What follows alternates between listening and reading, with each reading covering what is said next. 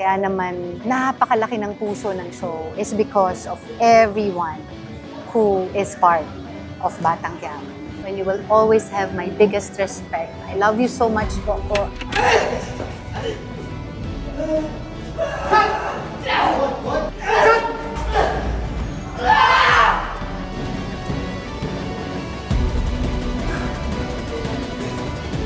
Kahit mabagal lang kasi kailangan ko lang acting.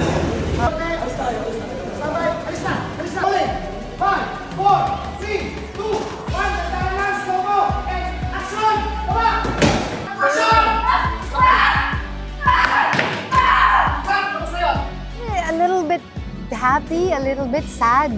Happy and grateful because I was part of Batang Quiapo. Pero sad because itong mga taong to na nakasama ko, the Guerrero, sina Sandy, and everyone else, the staff, the crew, have been a part of my life for a year. So, actually, nung probinsyano pa, a lot of them nung probinsyano pa. That makes me sad, but, you know, hopeful that I get to work with them again someday.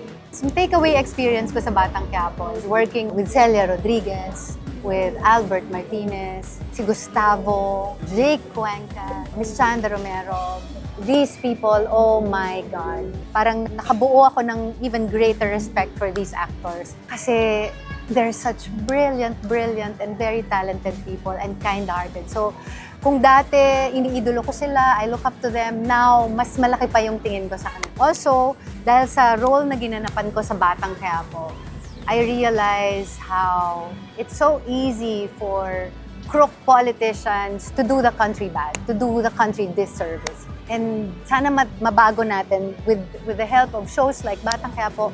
Sana may takeaway din ang audience natin na hindi na natin to pwedeng payagan, 'di ba? Sana naman kasi dapat ang pagbabago manggaling sa atin. Kasi kung hindi sila titigil. So tayo dapat yung magbago. Lahat ng eksena ko sa mga Guerrero, especially kay Pilar, oh my God, pag nilakayan niya na ako ng mata, di ako tutupi, no? I loved my scenes with the Guerreros, with Albert Martinez. The way we create our scenes together, hindi ko makakalimutan. So every scene with them was so juicy and meaty and grabe. Ang sarap lang. It's such a dance that we do and we've learned to do so well together. Siyempre, favorite ko si Jackie. I love Jackie and I hated her too. Kasi medyo complex si Jackie. Alam mo, she just looks like this crass person, social climber, pero ang dami niyang pinagdaanan. So, my heart goes out to Jackie. Pero also at the same time, parang I wish she made better choices. And that she raised Miguelito better, you know, as a better person, better man, treats women well. Miguelito and Roberto, I love them. Sila na yung naging core ni Jackie. Actually, I've been wanting to plant that seed in Jackie na mahal niya talaga si Roberto. Definitely mahal niya si Miguelito. Anak niya to eh. Of course, Erica, no? But pero si Miguelito kasi yung para sa kanya sealed her fate as a Guerrero. Dahil kay Miguelito, sigurado, pamilya na ako. Kasama ako sa pamilyang ito. Part of my heart is Miguelito, but also part of my heart is Roberto. Jackie's just too proud to admit na mahal niya talaga si Roberto. At she looks up to Roberto and she respects Roberto and she wishes na mahal din siya ni Roberto. Kumbaga, siya yung produkto ng lahat ng paghihirap ko sa mga Guerrero. Paghihirap ko kay Gustavo. So, I really hang on to him. He has my heart, he's my core. Miguelito, aside from the person that he is, person who plays Miguelito, si Jake, he also ran away with my heart. And this is the first time I've actually worked this close with Jake and I did not realize how beautiful of a man si Jake. Yun ang hindi ko makakalimutan sa kanya. So, mas minahal ko si Miguelito dahil behind Miguelito is Jake Cuenca.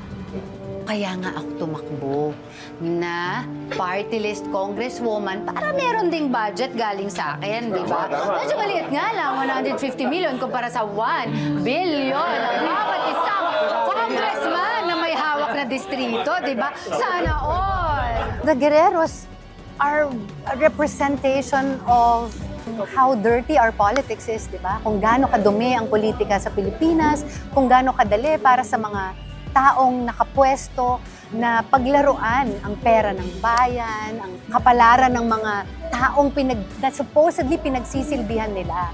Nakakalimutan nila na nandun sila para magsilbi at hindi para pagyamanin ng mga sarili nila, di ba? Hindi pagyamanin ng mga bulsa nila. Hindi yun ang mission nila. Ang mission nila is to serve the people and they forget that. Katulad nga ng sabi ko kanina, sana makita ng mga tao na itong mga maduduming politikong ito, hindi sila titigil. Kaya tayo dapat ang magbago. Tayo yung humingi ng pagbabago at tayo ang dapat yung ways natin, the way that we vote, the way that we choose our leaders, dapat magbago to. Dapat maging mas matalino na tayo. Dapat pakita natin sa kanila, hindi na nila tayo pwedeng lukohin. Kasi mas matalino na tayo, mas marunong na tayo. And until that happens, it will just keep going on.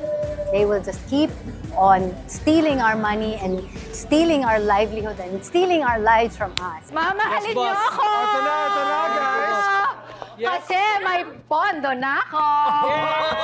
Nakausap ko na yung mga beshi ko sa Kongreso at maglalagay kami ng milyong-milyong budget sa mga flood control projects dito sa ating city. Ang Batang Quiapo ay binubuo ng mga tao who work so hard on the show. As in everyone, from the smallest to the biggest player. Pare-pareho ng input dito. They work with all of their being, their heart, their soul, their mind. At kaya makikita mo yun sa produkto ng Batang Quiapo. Kaya kaming mga artista, bilang sukle at bilang respeto sa lahat ng staff and crew ng Batang Quiapo who work so hard, kailangan naming pantayan. Yun lang yung sukling maibibigay namin. Yun lang yung respetong maibibigay namin sa bawat tao na nagtatrabaho dito sa Batang Quiapo. Kaya naman, napakaganda ng show. Kaya naman, napakalaki ng puso ng show is because of everyone who is part of Batang Quiapo. First, to the staff and crew, alam ko na dahil sa hirap ng lahat ng pinagdadaanan natin, I just want you to know, nakikita namin lahat ng hard work ninyo. And personally, I respect so much everything that you give to the show. Thank you for putting together a show like this. I just want you to know I appreciate each and every one of you so much. So thank you. Thank you for taking good care of all of us. Salamat sa pasensya. Pasensya na rin sa kung minsan nagkukulang kami. We want you to know na naiintindihan din namin pagka may mga pagkukulang din. Maraming salamat. And to Coco, to CM, who has the biggest heart of all, thank you dahil hindi lang kabuhayan ang binibigay mo sa amin, sa aming mga artista, yung pagpapahalaga ang para sa akin mas importante.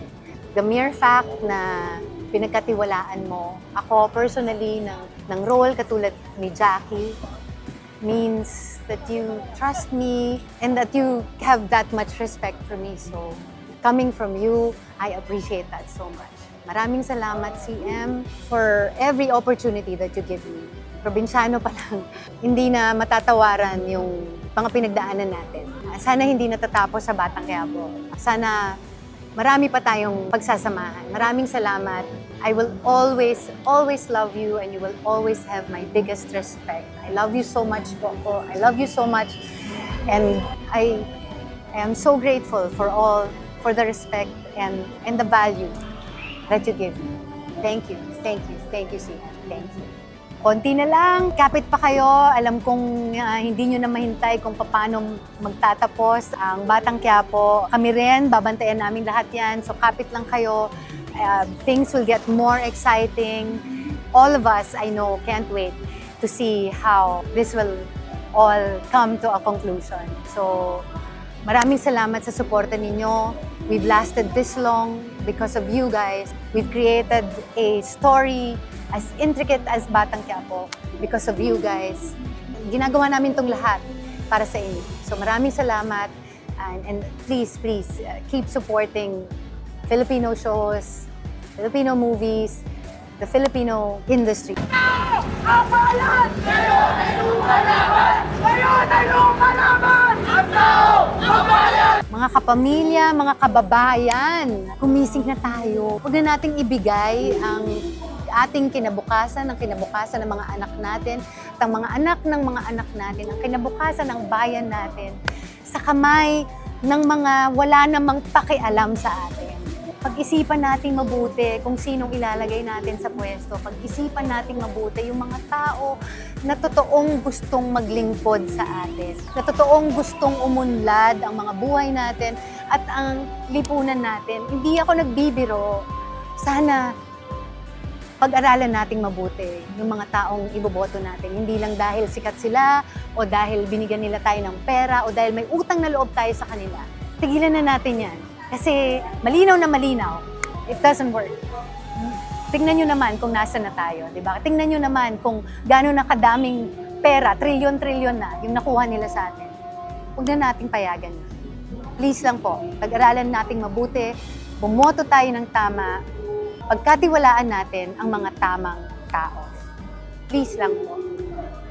Batang Quiapo, happy 3rd anniversary. Sana marami pang taon, pero I think we've told the best story and we've given the best lesson. So kudos to everyone. Happy anniversary.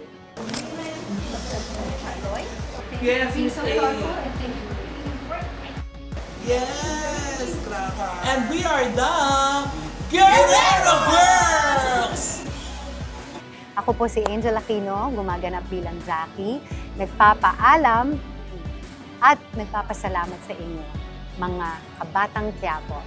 Jackie Guerrero, signing off.